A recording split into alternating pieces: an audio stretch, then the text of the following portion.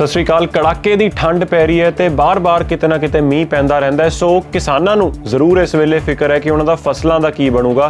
सो अज मैं थोड़ी रिसर्च की, थोड़े माहिरां नाल गल कीती कि इस मीह दा, इस ठंड का नुकसान फायदा की हो सकता है। सो पहली गल तो क्लीयर कर लीए कि ये जिहड़े मीह पै रहे हैं इस वेले ठंड च, जिहड़े मीह पै रहे हैं उन्हां दा फायदा ही फायदा है जद तक बहुत भारी मीह नहीं पैंदा।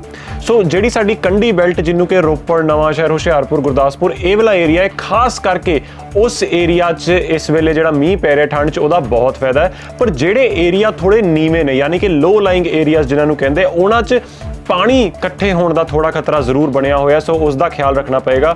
उहदा भी एक हल जिहड़ा मैं माहिरां तो पुछया तुहानूं दस्सांगे।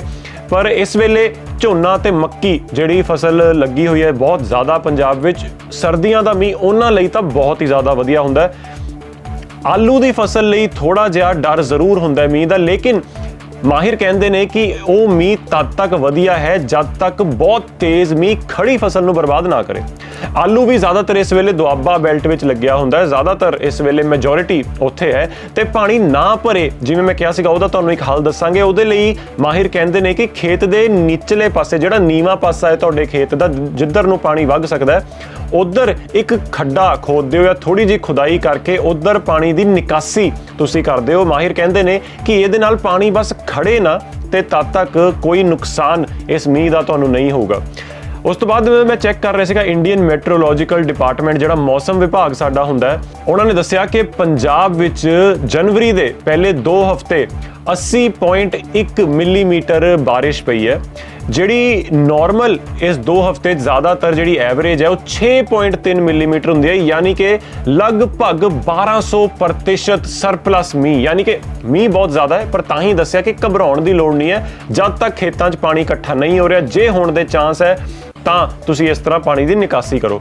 सो ये जिहड़ा डेटा मैं देखिया उस तुहानूं ये दस दूँ कि कपूरथला विच सब तो वध सरप्लस मीह इस बार पिया, लगभग 6000% सरप्लस मीह पिया, जिहड़ा पहले 2 हफ्तिਆਂ ਦੇ ਵਿੱਚ पंजाब 'ਚ ज़्यादातर रिकॉर्ड किया गया है। तो उस तो बाद अमृतसर ਉਹਦੇ ਵਿੱਚ बहुत ज़्यादा मीह पिया।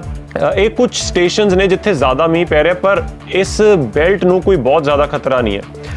तो रेनफॉल जिहड़ी हुण अगे मीह पैना है वो बिलो नॉर्मल रहन वाली है 14 तो 20 जनवरी, यानी कि जिहड़ा हुण हफ्ता चल रहा है इहदे विच मीह कोई ज़्यादा नहीं पऊगा। जिन्ना नॉर्मली इस पीरियड विच पैंदा उस तो घट ही मीह पऊगा। लेकिन उस तो अगला हफ्ता जिहड़ा होने वाला है, यानी कि जनवरी के लगभग आखिरी 10 दिन जिहड़े तुसीं कह सकते हो, उहनां च एक बारी फिर रेनफॉल जिहड़ी है, मीह है जिहड़ा वो नॉर्मल जिन्ना उस पीरियड विच पैंदा है उस तो वध हो सकता है। सो एक बारी फिर ख्याल बस इन्ना रखना है कि मीह दा जिहड़ी इस वेले पंजाब च फसलां ज़्यादातर लगियां ने उन्होंने कोई नुकसान नहीं है। सिर्फ जे मीह बहुत ज़्यादा पै रहा है, पानी खड़न दे चांस ने, तां उहदी निकासी करनी पेगी।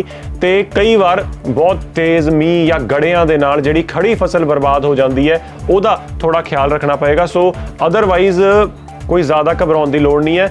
ज़्यादा जिहड़ी ठंड हुण तक तुसीं देख रहे हो सुक्की ठंड पै रही है, वो अगे भी अगले कुछ दिनों तक यही उम्मीद है कि सुक्की ठंड ही पएगी। तो फिर जनवरी के अखीर विच एक बारी फिर मीह पैण की संभावना है।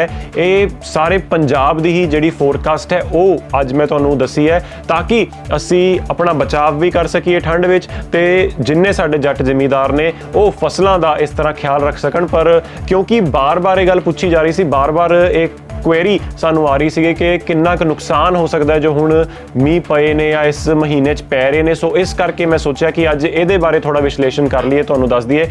तो माहिर कहते हैं हुण जिवें दा पंजाब दा मॉनसून साइकिल जिहड़ा थोड़ा इरैटिक हो गया, यानी कि उम्मीद तो घट या वध मीह पैण दा जिहड़ा बहुत ज़्यादा चांस हुण वध गए ने, उहदे लई बेस्ट यही है कि पहली गल तां जिहड़ियां तरीकां तय हुंदियां ने उन्हां दे हिसाब नाल असीं फसलां लाईए ते वढीए। ते दूजी गल इंडियन मैट्रोलॉजिकल डिपार्टमेंट दी जिहड़ी अपनी वैबसाइट है, तुसीं मैट्रोलॉजिकल डिपार्टमेंट चंडीगढ़ या पंजाब जो गूगल करोगे वैबसाइट आएगी, उहदे जदों तुसीं फोरकास्ट सैक्शन विच जाओगे तो उत्थे तुहानूं पूरा ये भी दस्सिया जांदा है कि किस वेले किहड़ी जे दिक्कत तुहानूं फसल चाहती है तुसीं उहदा की कर सकते हो। ये जिहड़ी जानकारी मैं भी ज़्यादातर इकट्ठी की है इसी सरकारी वैबसाइट तो आई है। बल्कि ये भी लिखिया कि इस वेले फसलों नूं येलो रस्ट लगन का खतरा हुंदा है।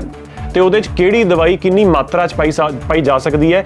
ਕਿਉਂਕਿ ਮੈਨੂੰ ਯਾਦ ਹੈ ਅਸੀਂ ਜਦੋਂ ਛੋਟੇ ਹੁੰਦੇ ਸੀਗੇ ਜਾਂ ਹੁਣ ਤੋਂ ਕਈ ਸਾਲ ਪਹਿਲਾਂ ਤੱਕ ਜਦੋਂ ਟੀਵੀ ਇੰਨਾ ਪ੍ਰਚਲਿਤ ਨਹੀਂ ਸੀਗਾ, ਤਦੋਂ ਦੂਰਦਰਸ਼ਨ ਵੀ ਕ੍ਰਿਸ਼ੀ ਦਰਸ਼ਨ ਵਰਗੇ ਪ੍ਰੋਗਰਾਮ ਰਨ ਕਰਦਾ ਸੀਗਾ ਜਿਸ 'ਚ ਕਿਸਾਨਾਂ ਨੂੰ ਇਸ ਬਾਰੇ ਨੌਲੇਜ ਮਿਲਦੀ ਰਹਿੰਦੀ ਸੀ। ਸੋ ਇਹ ਹੁਣ ਇੱਕ ਵਧੀਆ ਤਰੀਕਾ ਹੈ, ਆਪਾਂ ਸਾਰੇ ਹੁਣ ਇੰਟਰਨੈਟ ਤੇ ਹਾਂ। ਸੋ ਆਪਾਂ ਇੰਡੀਅਨ ਮੈਟਰੋਲੋਜੀਕਲ ਡਿਪਾਰਟਮੈਂਟ ਦੀ ਜਿਹੜੀ ਵੈਬਸਾਈਟ ਹੈ ਉੱਤੇ, ਯਾਨੀ ਕਿ ਮੌਸਮ ਵਿਭਾਗ ਦੀ, ਉੱਤੇ ਜਾ ਕੇ ਅਸੀਂ ਇਹ ਮਦਦ ਲੈ ਲਈਏ ਕਿ ਕਿਹੜੀ ਦਿੱਕਤ ਜਦੋਂ ਸਾਡੀ ਫਸਲਾਂ 'ਚ ਆ ਰਹੀ ਹੈ ਉਹ ਉਸ ਵੇਲੇ ਆਪਾਂ ਕਿਸ ਤਰ੍ਹਾਂ ਹੱਲ ਕਰ ਸਕਦੇ ਹਾਂ। ਇੰਨਾ ਹੀ ਨਹੀਂ, ਕਿਹੜੀ ਦਵਾਈ ਦਾ ਛਿੜਕਾਅ ਕਰ ਸਕਦੇ ਹਾਂ ਤੇ ਕਿੰਨੀ ਮਾਤਰਾਵਾਂ 'ਚ ਉਹਨੂੰ ਘੋਲ ਸਕਦੇ ਹਾਂ, ਕਿਉਂਕਿ ਪੰਜਾਬ ਇਸ ਵੇਲੇ ਬਾਰ-ਬਾਰ ਇਹ ਕਿਹਾ ਜਾ ਰਿਹਾ ਕਿ ਪੈਸਟੀਸਾਈਡਸ ਤੇ ਫਰਟੀਲਾਈਜ਼ਰ ਜਿਹੜੇ ਨੇ ਅਸੀਂ ਪਹਿਲੀ ਗੱਲ ਤਾਂ ਬਹੁਤ ਜ਼ਿਆਦਾ ਇਸਤੇਮਾਲ ਕਰ ਰਹੇ ਹਾਂ, ਦੂਜਾ ਜਿਹੜੇ ਇਸਤੇਮਾਲ ਅਸੀਂ ਕਰ ਰਹੇ ਹਾਂ ਉਹ 'ਚ ਮਾਤਰਾ ਬਹੁਤ ਜ਼ਿਆਦਾ। ਸੋ ਇੱਕ ਜੇ ਆਪਾਂ ਬੈਂਚਮਾਰਕ ਇੱਕ ਸਟੈਂਡਰਡ ਸੈੱਟ ਕਰ ਸਕਦੇ ਹਾਂ ਜਾਂ ਮਦਦ ਇਹ ਲੈ ਸਕਦੇ ਹਾਂ ਜਿਹੜੀ ਕਿ ਮਾਹਿਰਾਂ ਦੇ ਥਰੂ ਆਉਂਦੀ ਹੈ, ਮੈਨੂੰ ਲੱਗਦਾ ਇਹ ਸਾਡੀ ਬਹੁਤ ਮਦਦ ਕਰੇਗਾ। ਸੋ ਹਰ ਚੀਜ਼ ਦੀ ਮੈਂ ਤੁਹਾਨੂੰ ਜਾਣਕਾਰੀ ਦੇਣ ਦੀ ਕੋਸ਼ਿਸ਼ ਕਰਦਾ ਇਹਨਾਂ ਸਪੈਸ਼ਲ ਰਿਪੋਰਟਸ ਵਿੱਚ। ਤੁਸੀਂ ਜੁੜੇ ਰਹੋ ਪੰਜਾਬ ਟੁਡੇ ਦੇ ਨਾਲ ਤਾਂ ਕਿ ਹਰ ਰੋਜ਼ ਮੈਂ ਜਿਹੜੀ ਤੁਸੀਂ ਸਵਾਲ ਪੁੱਛੋ, ਜਿਹੜੀ ਤੁਸੀਂ ਚੀਜ਼ ਦਾ ਵਿਸ਼ਲੇਸ਼ਣ ਚਾਹੋ, ਤੁਹਾਡੇ ਲਈ ਪੇਸ਼ ਕਰਦਾ ਰਹਾਂ।